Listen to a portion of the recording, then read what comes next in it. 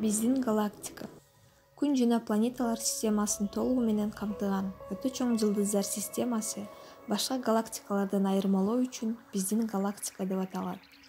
Ал эми курамына эң көп сандагы жылдыздар кирген системалар галактикалар деп аталышат.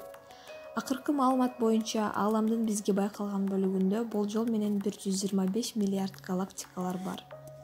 Биздин галактика түрдүү типтеги көптөгөн жылдыздардан, ошондой эле газдуу жана чаңдуу тумандуулуктардан, жылдыздар аралык мейкиндигиндеги ар кандай жылдыз чогулмаларынан, атомдордон турат.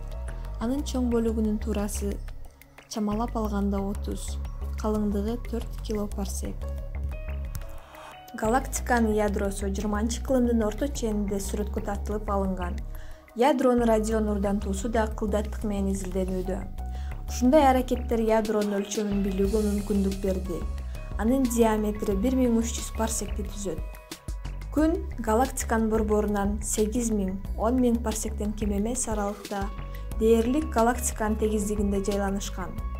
Ошентип, Күн ааламдын борбору эмес, галактиканын борборунан да жетишерлик алыстыкта турат. Галактика айланууда болот. Күн жана ага жакын жайланышкан жылдыздар галактиканын борборунун айланасында 250 км/саатка чамалаш ылдамдыкта кыймылда болушат.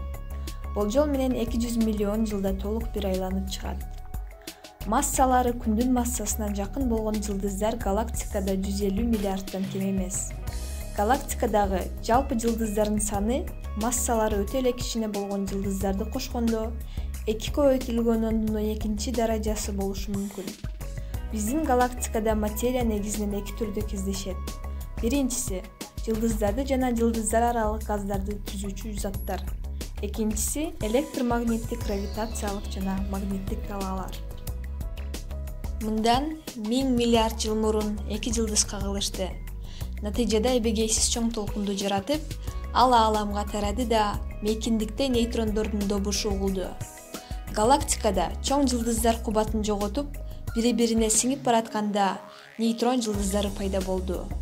Алар ушунчалык тыгыз жайланышкандыктан нейтрондордун бир кашык салмагы миллиарддаган тоннаны түзөт. Ал эми алар кагылышып жарылуу болгондо алтын жана платина сыяктуу сейрек кездешүүчү элементтердин пайда болушуна алып келди. Жыйынтыктап айтканда, ар бирибизде суроо пайда болушу мүмкүн. Галактика жок болуп кетиши мүмкүнбү деген. Бул суроого астрономдордун болжолуна таянсак, саманчынын жолу 5 миллиард жылдан кийин өлүмгө учурайт.